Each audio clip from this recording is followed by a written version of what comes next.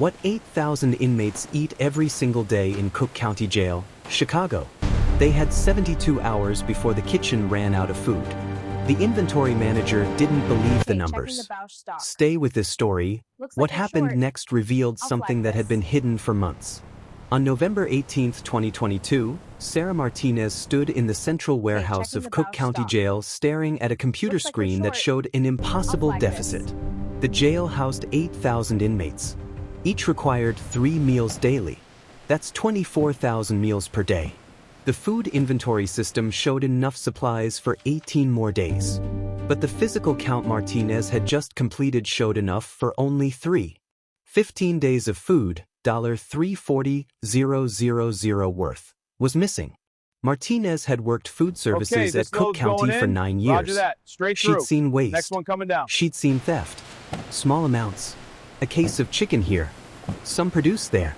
But never anything like this.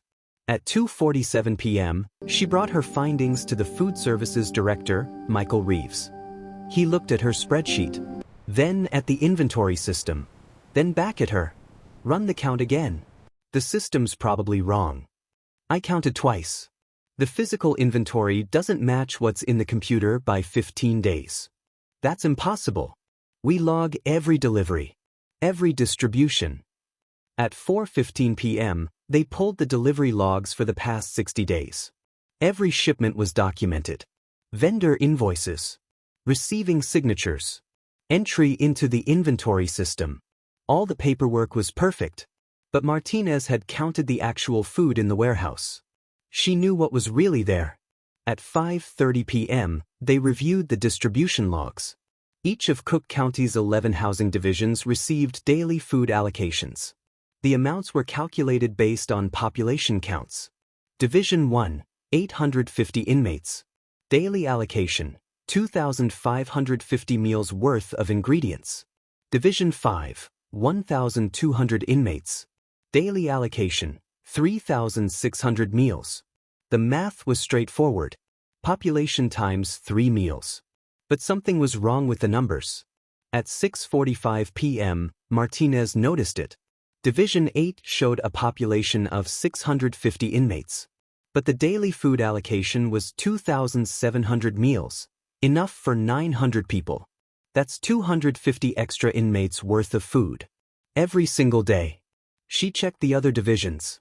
Division 3, population 580. Allocation for 780. Division 6, population 920. Allocation for 1,150. Every division was receiving food for more inmates than it actually housed. At 7:30 p.m., she calculated the total excess. Across all divisions, the jail was distributing food for approximately 1,400 more inmates than actually existed. For 60 days straight. That's 126,000 phantom meals. Worth roughly $340,000. Exactly matching the missing inventory. At 8 p.m., Reeves contacted the jail's security department. At 9:30 p.m., they pulled the population counts from the inmate management system. The numbers were accurate. Division 8 really did have 650 inmates, not 900. But the food distribution system was allocating meals as if there were 900. Someone had manually altered the numbers in the food management database. At 10:15 p.m., they checked who had access to modify those allocations. Only 3 people, the food services director, the assistant director, and one senior logistics coordinator named David Walsh. Walsh had worked at Cook County for 6 years. Clean record. No disciplinary issues. But he'd been entering false population numbers into the food system for at least 2 months. At 11 p.m., they tried to locate Walsh. He wasn't at his assigned station. His supervisor said he'd left at 5 p.m., normal end of shift. At 11:30 p.m., they called his cell phone. No answer. At 12:15 a.m. on November 19th, a security team went to Walsh's home address in Oak Park. No one was there. Neighbors said they hadn't seen him in 2 days. At 1 a.m., they accessed Walsh's computer workstation. The search history showed multiple queries for bulk food resale Chicago and restaurant supply wholesale buyers. At 1:45 a.m., they found emails. Walsh had been in contact with 3 food distributors, offering to sell surplus institutional food supplies at 40% below market rate.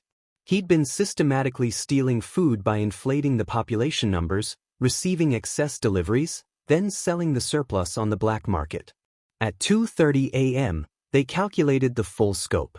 For 60 days, Walsh had been diverting approximately 4,200 meals worth of food per day. That's 252,000 meals total. Roughly $567,000 in wholesale value, though he'd been selling it for much less. At 3 a.m., Cook County Sheriff's Office issued a warrant for David Walsh's arrest. At 7 a.m., they made a discovery that changed everything. The stolen food hadn't just been resold to restaurants. Some of it had been distributed to a network of smaller county jails and halfway houses that paid Walsh directly. These facilities had been feeding their inmates with food stolen from Cook County Jail. But when they checked which facilities had been receiving the stolen food and who had authorized those transactions, everything changed. The authorization signatures belonged to someone inside the Cook County Sheriff's Department. At 8:30 a.m. on November 19th, investigators identified the approving official, Lieutenant James Brennan, 22 years with the department, supervisor of inmate services coordination. His job included liaising between Cook County Jail and smaller regional detention facilities. At 9:15 a.m., they pulled Brennan's email records. For 3 months, he'd been corresponding with David Walsh about surplus food redistribution to partner facilities. The emails described it as a cost-saving initiative, preventing waste, helping smaller jails with limited budgets. But none of it had been officially approved by the sheriff's office. At 10 a.m., they interviewed Brennan. "Did you authorize David Walsh to distribute food to other facilities?" "I coordinated transfers, yes. We had excess inventory. Other facilities needed help." It made sense. The excess inventory was created through false population numbers. Walsh was stealing food. Brennan's face went pale. "I didn't know that. He told me it was legitimate surplus from over-ordering." At 10:45 a.m., they reviewed the facilities that had received the food. 3 county jails in suburban Chicago, 2 state-contracted halfway houses, 1 juvenile detention center. All had received deliveries of meat, produce, and dry goods marked as Cook County surplus. All had paid Walsh directly via checks made out to a company called Midwest Food Services Solutions. At 11:30 a.m., they ran the company registration. Midwest Food Services Solutions. Incorporated 4 months ago. Registered owner, David Walsh. The company had no business license, no health department permits, no food handling certifications.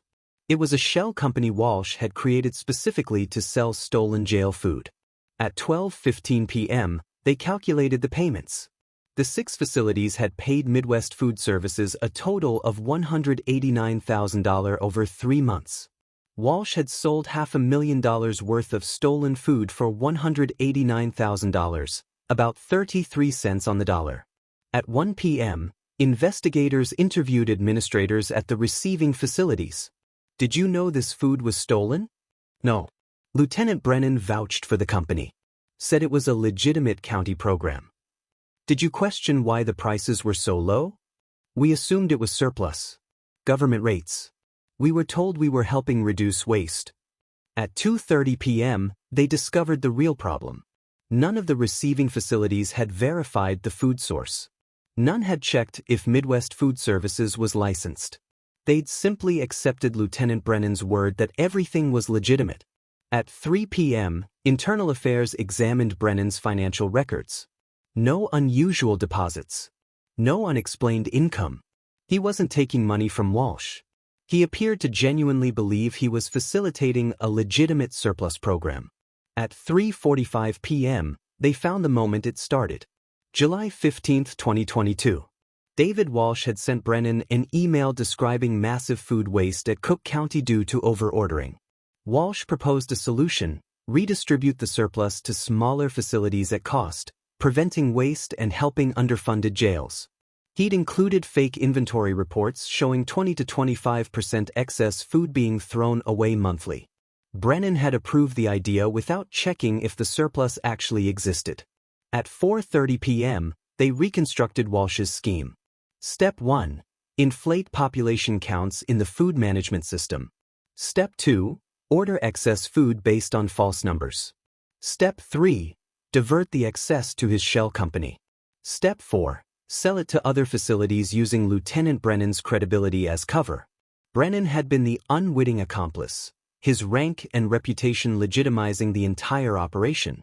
At 5:15 p.m., Cook County realized the immediate crisis. The jail now had food for only 72 hours. Emergency orders had been placed, but delivery would take 4 to 5 days. They'd have to implement emergency rations for 8,000 inmates. At 6 p.m., they found David Walsh. Not fleeing the state. Not hiding. He was at a Holiday Inn in Schaumburg, meeting with another jail administrator from Wisconsin, trying to expand his operation. At 6:45 p.m., Walsh was arrested in the hotel lobby. During questioning, he showed no remorse. "I was providing a service. Those facilities needed food. I gave them a good price. You stole over $500,000 worth of food. The system was wasteful anyway. I just redirected resources." At 7:30 p.m., they discovered Walsh had been planning to scale up. His laptop contained proposals to expand to 3 more states. Emails with potential buyers. Spreadsheets projecting $2 million in annual revenue. He turned jail food theft into a business model. At 8 p.m., Lieutenant Brennan was placed on administrative leave. Not for corruption. Investigations found no evidence he'd taken money, but for catastrophic failure of oversight. For trusting Walsh without verification. For authorizing a massive food redistribution program without proper approval. At 9:30 p.m., emergency food shipments began arriving at Cook County. Military-style immerse. Bulk pasta. Canned goods. Whatever vendors could deliver immediately. At 10 p.m., inmates started asking why dinner was different. Smaller portions. Packaged meals instead of prepared food. Officers couldn't tell them the truth, that someone had been stealing their food for months. And when investigators traced where the money David Walsh had collected actually went, they discovered he'd been using it to pay off massive gambling debts, and the people he owed were the ones who'd suggested the scheme in the first place. The scheme hadn't been Walsh's idea at all. At 6 a.m. on November 20th, financial investigators traced Walsh's payments from Midwest Food Services. Of the $189,000 he'd collected, $165,000 had been transferred to offshore gambling accounts and cryptocurrency wallets. Walsh wasn't keeping the money. He was settling debts. At 7:30 a.m., they pulled his financial history. In March 2022, 8 months before the food theft began, Walsh had taken a trip to Las Vegas. He'd returned $78,000 in debt to unlicensed offshore gambling sites.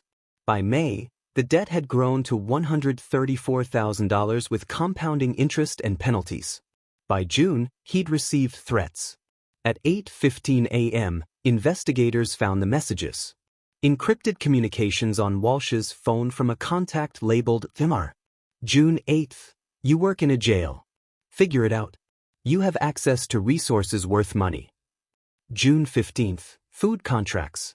Medical supplies. Anything with volume and resale value. You've got 30 days. June 29th, "We're not asking anymore." At 9 a.m., they identified Marco Ruiz, enforcer for an illegal gambling operation run out of a legitimate restaurant supply business in Cicero. Ruiz had a record: extortion, assault, fraud. 5 years in federal prison, released in 2019. His current employer, Crosstown Commercial Foods, a company that supplied restaurants and institutions across Illinois. At 10 a.m., they made the connection. Crosstown Commercial Foods had been one of the buyers Walsh contacted about surplus institutional food supplies. The gambling operation had told Walsh how to steal the food and provided him with buyers to sell it to. He wasn't an entrepreneur. He was a desperate debtor following instructions. At 11 a.m., the FBI took over the investigation. This wasn't just theft anymore. It was organized crime using institutional access to launder stolen goods. At 12:30 p.m., they discovered the full scope. Walsh wasn't the only one. Crosstown Commercial Foods had cultivated similar schemes at 2 other institutions in Illinois. One at a state prison commissary. One at a veterans hospital kitchen. Different employees. Same pattern. Gambling debts, then forced participation in theft and resale operations. At 1:45 p.m., they arrested Marco Ruiz and 3 associates. At 2:30 p.m., they interviewed Walsh again with his attorney present. When did you realize you were being used? Walsh's voice broke. About 2 weeks in. I figured out they were making 10 times what they paid me. But by then I was in too deep. If I stopped, they'd tell the jail what I'd done. If I kept going, maybe I'd eventually pay off the debt. Did you ever consider reporting them? And admit I'd been stealing for weeks? I thought I could just finish paying them off and stop.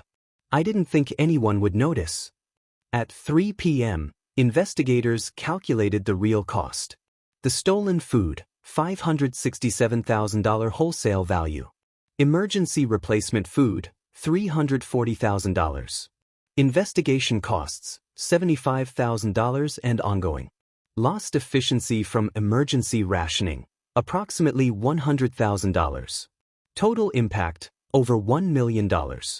Walsh had collected $189,000, kept maybe $24,000, and destroyed his life for what amounted to partial payment on a debt he'd never escape. At 4 p.m., they interviewed Lieutenant Brennan one final time. Why didn't you verify Walsh's claims about surplus food? Brennan stared at the table. Because I wanted to believe it. We waste so much in government. The idea that we could actually help smaller facilities instead of throwing food away? I wanted it to be real. So I didn't ask hard questions. You could have checked the inventory yourself. I could have, but I trusted him. He'd worked here for years. I thought I knew him. At 5 p.m., the administrative review concluded. Lieutenant Brennan wasn't corrupt. He was negligent. He'd allowed his desire for a good outcome to override his duty to verify. He accepted early retirement. At 6 p.m., Cook County implemented new protocols. All food inventory managed by 2 separate staff members with cross-verification. Monthly independent audits by external contractors. All surplus or redistribution programs requiring written approval from the sheriff's office.